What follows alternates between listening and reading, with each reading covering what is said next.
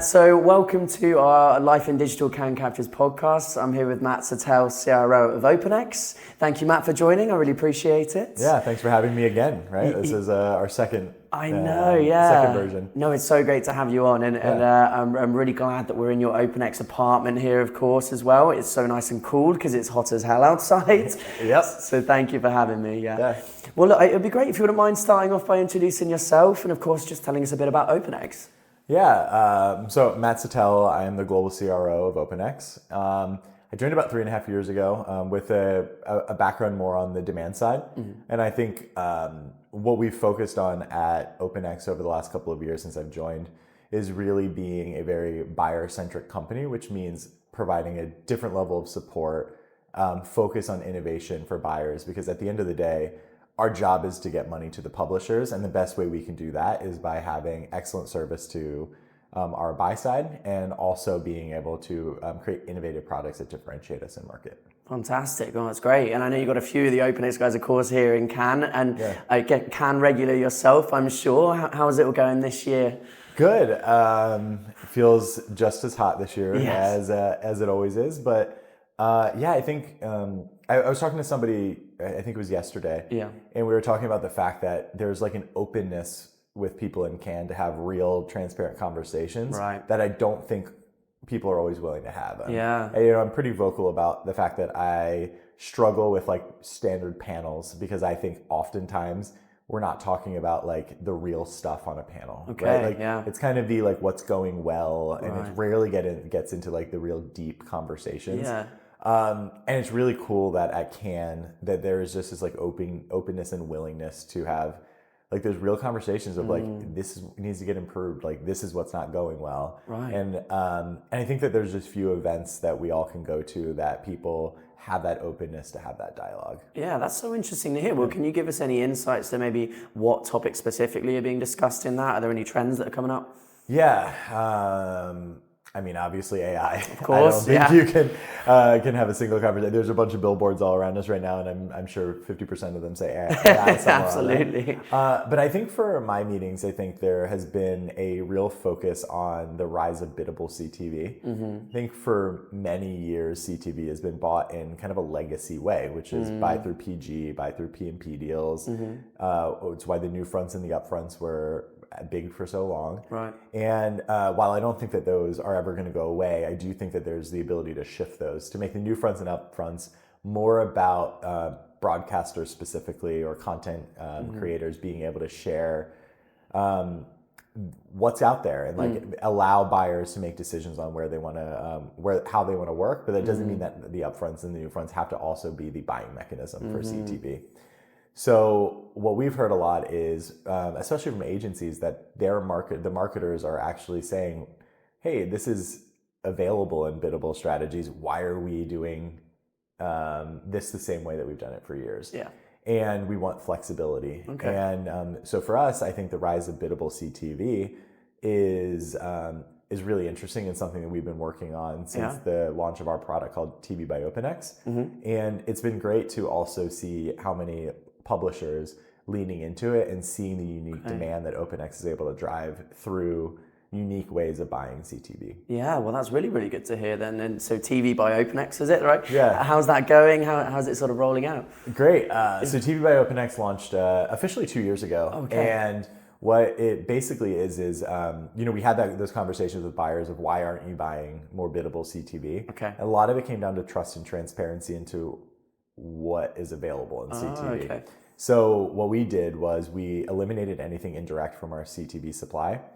We recategorized anything that wasn't actually true, like broadcast quality glass on screen, to what it should be. So OLV, mobile, like whatever it actually, where it's running. And then finally, we removed anything that we didn't think was premium or what people would want to, or buyers would want to surround themselves with. So like think fireplace apps. So we believed when we were building this product that if we could give people trust and transparency into what they're buying in CTV, they could do some really interesting things. And what I mean by that is looking at things like unique formats. We're next to Curve. They have amazing unique formats. They scale much better if you are utilizing biddable strategies. Okay. Also thinking about just like data, even the largest publishers in CTV, there's challenges in scaling a lot of data, especially if you get more niche or you're thinking with first party data. And so in essence, with launching TV by OpenX, we're giving buyers the ability to use CTV in a different way. And what that means is they're activating CTV in lower and mid funnel strategies, and when it historically was kind of in that top of funnel approach. And it's great for buyers because they're seeing really strong performance, and again they're able to trust the supply because of all the work that we've done to clean up the exchange. And I think for publishers it's great because they're seeing true incremental demand coming from OpenX, and we hear that from a lot of our CTV publishers is how are you doing this? How you're rising from the 5th in our stack to number 1 in our stack. Like how is this happening?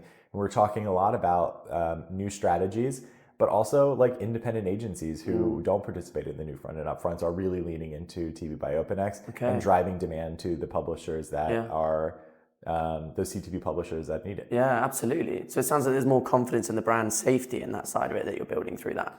Yeah, absolutely. Yeah. Okay, great. Well, that sounds really good then. Okay. Well, look, I have to talk about AI. Of course, I know you brought it up as well, of course. So what are your thoughts on AI when that comes into marketing at the moment? And what are you hearing maybe around Cannes on that topic? A lot. Yes.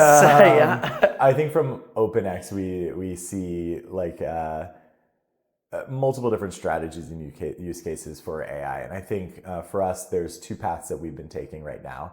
So there's a product that we launched called Results by OpenX. Okay. So our data science team built this, and it's basically looking at our bid stream data and about 40 different attributes within our bid stream data to basically say, how can we predict the likelihood of an outcome based off of all this rich data we have in our bid stream? So we've created models for basically any sort of result or outcome that you can think of.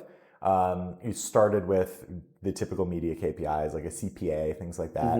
But we've also built like a full funnel measurement solution, closed loop measurement with Attain for commerce data. So we're continuously signing and working with new partners that will help power the outcomes because we need to get that outcome data to be able to train our models. And they're working really well. We did a big release with it with OMG about 2 weeks ago, and the results were really strong. No pun intended. Yes. But so that's one example. So it's utilizing like real AI to actually build and drive performance in a unique way. And then the other side of it is how we can make ourselves all more efficient. So how do we look at AI to determine what the right data is, what the right supply is, to traffic shape so we're sending the right supply to DSPs and not clogging up QPS caps. And then things as basic as like how do we optimize better utilizing AI? And by the way, like Results does that too. So when you're launching a Results by OpenX campaign, it's really optimizing for you as well. And then finally, measurement has always been like a big topic, and I think it's also a big topic in CTV. How do we look at things like AI to actually power more real-time measurement? Yeah, absolutely. Well, that sounds fantastic. It's exciting for sure, and I'm glad to hear it's going well. And I guess maybe as a final thought, it'd be good to look a bit forwards now. I mean, it sounds like the industry is really evolving. AI is really, really fastly growing.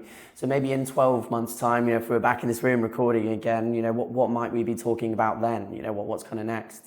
Yeah, I think for the next 12 months, especially when thinking about how AI companies or companies that are utilizing AI will work with agencies specifically. Yeah, I think it's around how can we build AI into current workflows. So at OpenX, we talk a lot about it in framing it as approachable AI. Okay. So I think to get a large holding company to utilize something, it often should and scales much faster if it's something that fits into their current workflows. Yeah. So I think for us, we're looking at a lot of how we can build AI into the way that a trader is going to buy already. Yeah.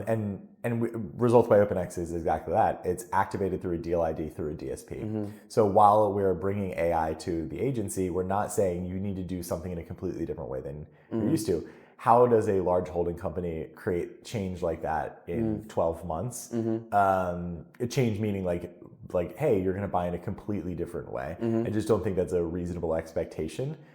So I actually think in 12 months, it's going to be talking more about the results of AI. Okay. And that's what is exciting for me is I think we do a lot in our industry of talking about all these great solutions. And then sometimes we kind of forget to do the QBR of life. Of like, did this work? How is it benefiting us? And I'm really excited for like more panels to be like, here's how we've effectively operated in like the AI world, as opposed to here's the things that we want to do. And that's what I'm excited for. Absolutely. No, that sounds fantastic. Well, of course, we're at the end of Cannes now as well on the Thursday here when we're recording. I mean, any final tips that you'd suggest to anyone maybe coming to Cannes for the first time? You know, any advice you'd give? Yeah.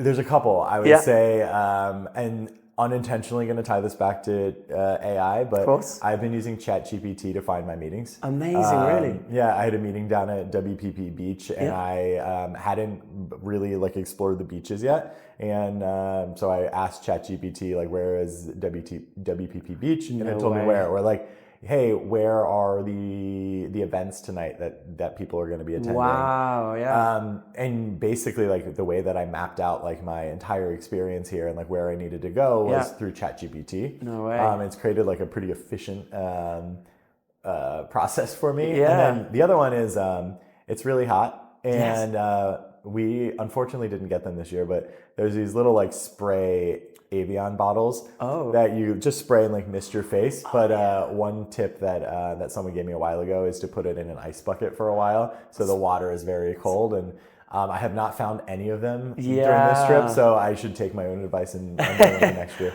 And put big OpenX logos on them next year, for sure. Oh, well, that sounds great. And that ChatGPT idea is so great. That's a really cool one. Well, Matt, thank you so much for joining. I really appreciate it, all right? And I'll see you next year. Yeah, see ya.